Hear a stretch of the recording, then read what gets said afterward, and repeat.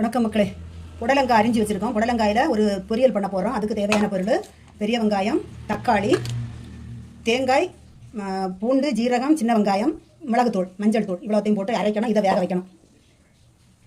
சட்டி அடுப்பில் வச்சாச்சு.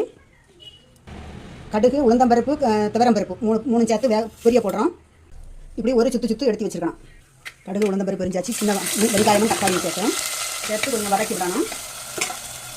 கண்ணாடி பதத்துக்கு ஆவியாச்சு. புடலங்காயை சேர்க்குறோம். இப்படி கொஞ்சம் நல்லா கிண்டி விட்டு வேக வச்சுட்டு அதுக்கப்புறம் கொஞ்சம் தண்ணி சேர்த்து வேக வைக்கணும்.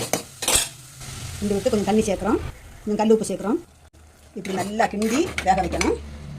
நல்லா கொதித்து வேகுது. இதுக்கு கூட இந்த அரைப்பை தட்டி கருவேப்பிலையும் சேர்த்து இப்படி கிண்டி விட்டு அந்த அரைப்பு பச்சை வாசம் போகிறது வரைக்கும் நல்லா கிண்டி விட்டு இறக்கி எடுக்கணும். கூட்டு ரெடி ஆகியாச்சு. பாருங்கள், சோறுக்கு கூட எடுத்து வச்சு பிசைஞ்சு சாப்பிடுறதுக்கு அப்படி ஒரு சுவையும் மனமும்